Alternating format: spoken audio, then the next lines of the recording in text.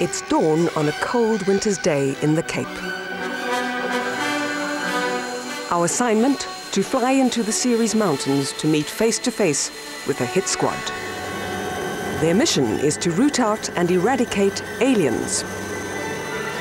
It is not long before we get our first glimpse of the enemy.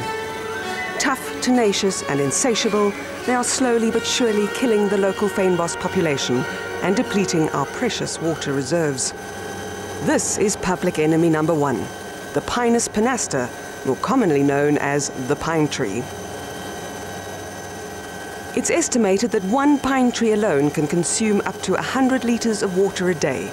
Equally destructive is the black wattle, which targets our rivers, slowly sucking them dry. All that stands between us and the alien invasion is this small team of people, the Alien Hit Squad. They are part of the Working for Water project commissioned by the government in 1995. This elite high-altitude team specializes in clearing alien vegetation in remote, inaccessible mountainous regions that cannot be reached by vehicle or on foot. Their job is tough and demanding, and we are surprised to find a woman on the team. Mariska Farmer was an unemployed mother of 2 before she joined the project. Only lady today?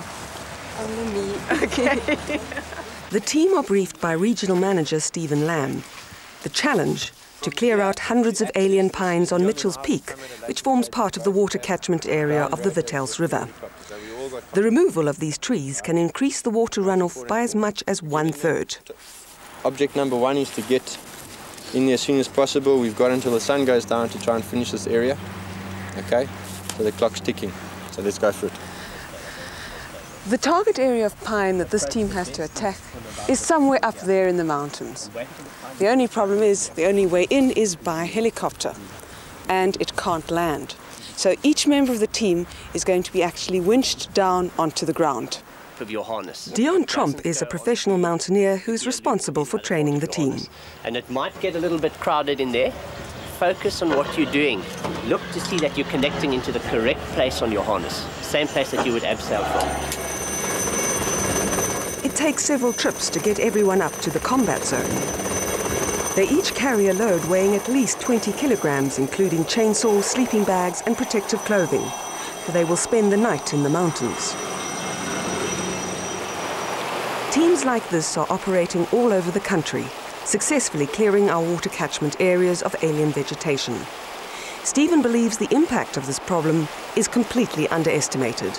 How serious or how big a problem is this alien plant story? It's colossal. It's very understated. I don't think many South Africans realize the threat that it poses to water catchment management of our mountains. But he believes this is not only about conservation, but about empowerment. When Mariska Farmer, she's a small little lady like this, when she walks and works next to big hulkish men like Leon, it's not because she's superhuman, it's because she's got the chance. And it's about creating chances, and not just chances for everybody, but chances for people who are prepared and willing to run with them and to make something of it. 3 years ago, there were only 6 people in the Alien Hit Squad. Now there are almost 100 team members working throughout the Cape, and many of them are women. Being hoisted out of a helicopter is only one of the skills that Mariska has learned to master. The pilot lowers the helicopter as close to the ground as possible. He has to keep in mind the wind direction, the amount of fuel and passengers he's carrying. For the uninitiated, this is all somewhat daunting.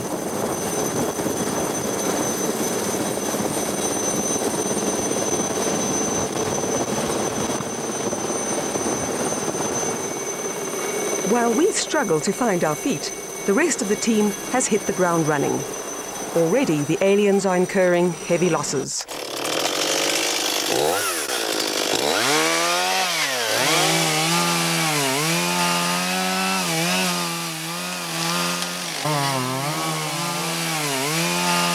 Once cut down, the pines will die. We are warned to stay above the tree line. The team moves horizontally up the mountain, always making sure that there is nobody below who can be injured by falling trees. How many trees you estimate you've chopped now?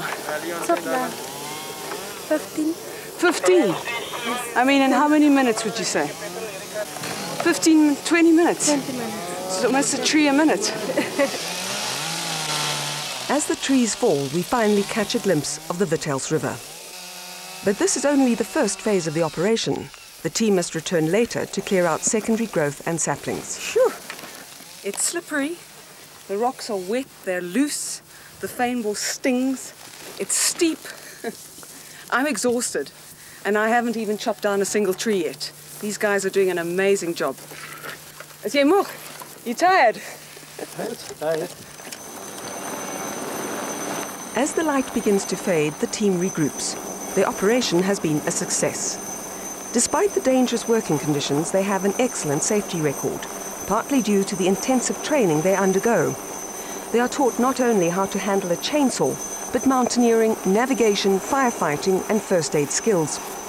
Tough survival and leadership courses have taught them about the environment and teamwork. We head for base camp located on top of Skerveberg Peak at a height of 1,364 feet above sea level. Here we join another team that has been operating in the mountains for almost 2 weeks. For Mariska, a cup of hot tea is most welcome. Jy moeg, Mariska? Ja, so 'n bietjie. Nou is ek moeg en ek het bygestap weer op. Yeah. Ja. You do a lot of walking. I mean, you worked really hard today, eh? Vanaand lekker slaap. As the team relaxes, we have a chance to chat to some of them. The camp matriarch is Evelyn Tokwe. She used to clean toilets. Now she wields a chainsaw with the best of them. Is this a hard job, Evelyn? No, it's very hard, but we enjoy it. It's very hard. You enjoy it, yeah? Yeah, enjoy it. We enjoy it a lot. Yeah. Because there's no other way. Are you strong? Yeah, I'm strong for my age because I'm 44 now. 44? Yes, I'm 44 years old. And you do this kind of work? Yes, I'm the only one who's very old here. I think the oldest one is after me, so they are about 37 or 36 years. The others all down to the 20s. Nontando Galakwa was unemployed. Now she aspires to become a tour guide. I didn't care about the nature. I didn't care about a type of things. But then when I begin work here, I see that nature is very important and a lot of things. So I changed. And then there is Morne de Boer, whose dream is to join mountain rescue. My aim, my goal is to do Metro, to work with Metro one day. What does Metro do exactly? They Metro search and rescue. Okay.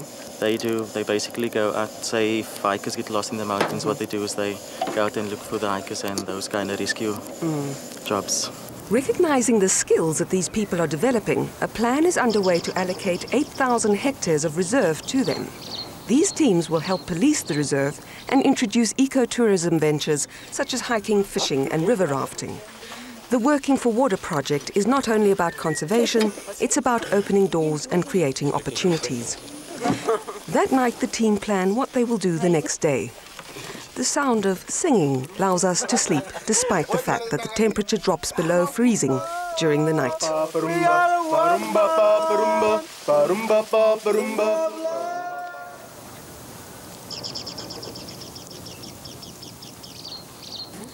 Now the camp's been up since 5 o'clock this morning and they've got 2 tasks today. To go and finish clearing the area they were working in yesterday and to upsail down a couple of cliff faces and clear out more aliens.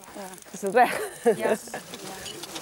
Over here. 24-year-old Nicoline Steenkamp, or Blondie as she's nicknamed, used to work as a packer in a food factory. Seeing the sheer drop that faces her, we ask her if she's at all afraid. No, not at all. I enjoy my work. One of the main aims of this project is to promote gender equality. For Blondie, joining the Alien Hit Squad was a chance in a lifetime, and she thrives on the physical challenge. In the communities that we work in, women are still regarded in many ways as second-grade citizens and not given the same opportunities or respect. It's not all about biceps, it's about mental application, it's about initiative and drive, which is irrelevant of gender. But dangling from a cliff face is not the most dangerous part of the job. It is the weather, which is unpredictable and treacherous. cloud starts slowly closing in, threatening to trap the team in the mountains. If it gets too low, the helicopter cannot fly. Okay, Leon, that chopper's on its way to you. There's rain behind the mountain that you're on at Mitchell's Peak. I want you guys out of there as soon as possible. Time is running out as tents, equipment, food supplies and water barrels are all airlifted out. If push comes to shove, the equipment will be left behind, as the team's lives are a priority. Slowly but surely, the alien hit squads are taking back the mountains and empowering themselves in the process.